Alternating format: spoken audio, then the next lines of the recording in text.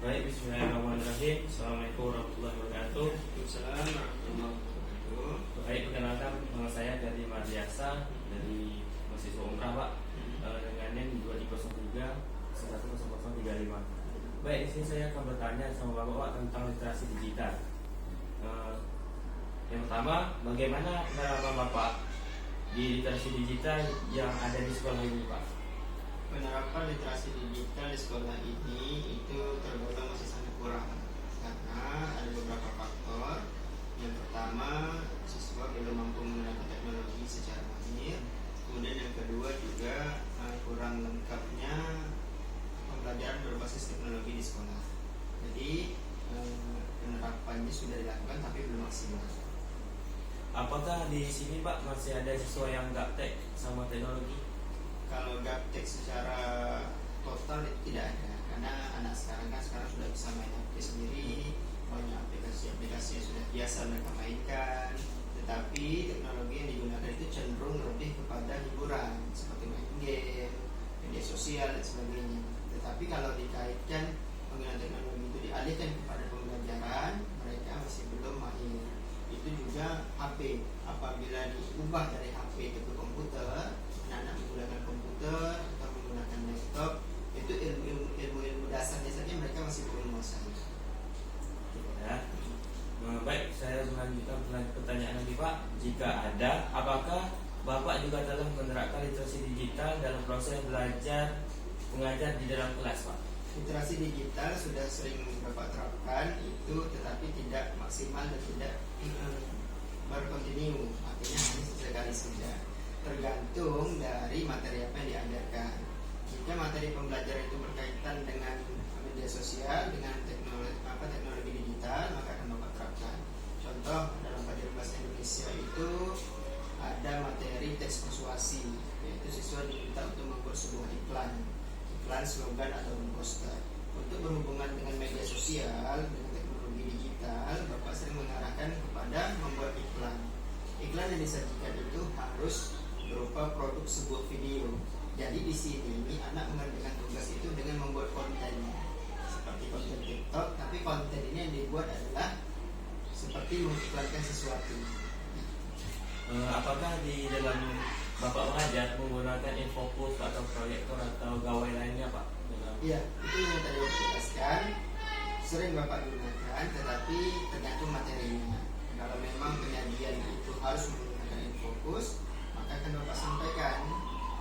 Tapi jika materi itu dirasa tidak perlu, maka tidak Bapak sampaikan. Karena infocus itu hanya memaparkan sesuatu yang kira-kiranya sulit jika disampaikan melalui tulisan. Tapi sulit dipahami. Baru kita tayangkan, apakah dalam bentuk video, apakah dalam bentuk permainan dan sebagainya. Terus, bagaimana pemanfaat literasi digital dalam pembelajaran bahasa Indonesia? Literasi digital ini sangat perlu dalam pembelajaran bahasa Indonesia. Karena dalam pelajaran bahasa Indonesia ini ada bagian-bagian yang tidak siswa pahami, seperti siswa rendahnya dia dalam menyimak, juga rendahnya dia dalam minimnya pengetahuan umum. Maka ketika Bapak sampaikan, mereka tidak paham apa itu, Pak, macam mana bentuknya, Pak. Maka itu harus ditampilkan di layar. Ini loh bentuknya, ini loh cara penggunaannya. Nah, itu berkembang. Jadi siswa tidak ini lagi ya, apa itu, Pak? Ya, tidak bertanya-tanya. Kalau Bapak misalnya bilang, hari ini kita belajar teks deskripsi, kita akan mendeskripsikan tentang hewan komodo misalnya. Kita Tanjung Pinang kan tak ada komodo, Pak. Macam mana nih mau lihat langsung? Kita tampilkan video, ini komodonya sekian.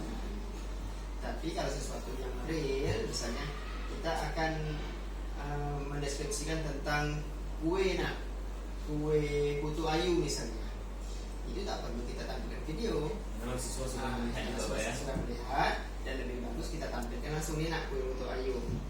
Akan merasa deskripsinya lah, rasanya bagaimana, bentuknya, warnanya, baunya. Berarti ada objeknya ya, Pak. Ya, ini kan sesuatu yang tidak bisa dijangkau baru pakai video. Pak, ada beberapa media platform yang dapat digunakan sebagai rujukan seperti buku sekolah elektronik dari Kemdikbudristek, Sistem Pembukuan Informasi Indonesia (SIBI) dari Kemdikbudristek, sumber belajar, rumah belajar Kemdikbud. Kemdikbud Distrik, Perpusnas, Good ID. Dari keempat platform ini, apakah yang pernah diakses sebelumnya?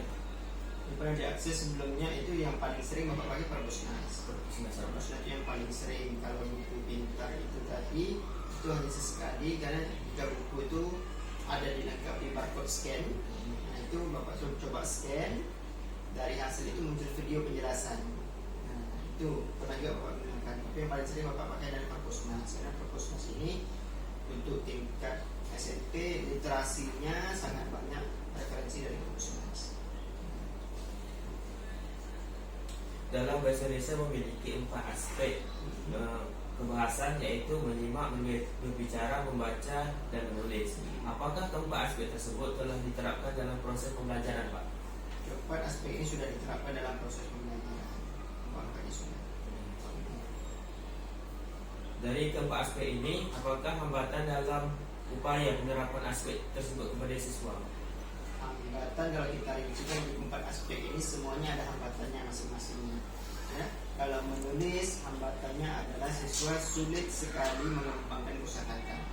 Jika diberikan sebuah tema atau sebuah objek, nah coba kamu deskripsikan ini, atau coba kamu jelaskan tentang ini, atau coba membuat sesuatu tentang ini, tentang tema.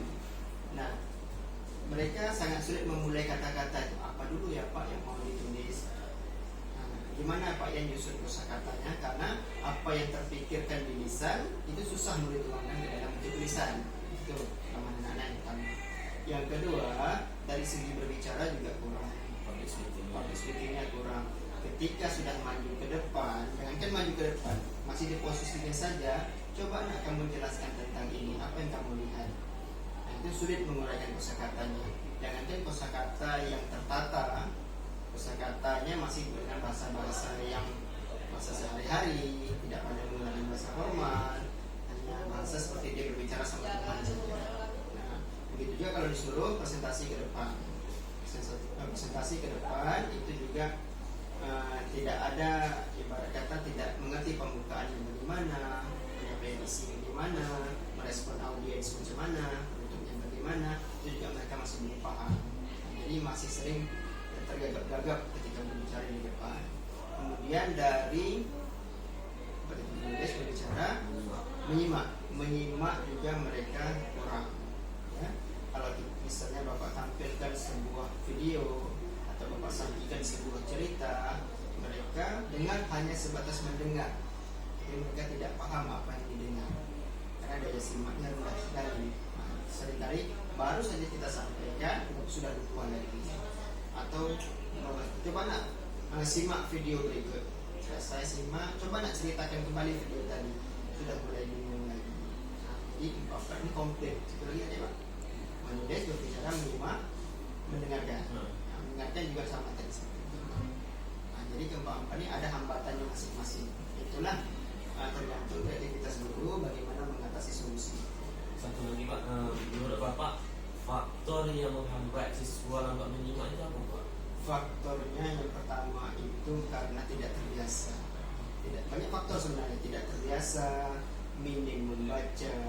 Ya, orang yang sedikit membaca buku maka penguasaan kosakatanya akan kurang. Makanya ketika dia menyimak, begitu mendengar sesuatu yang asing dia langsung ngeblank.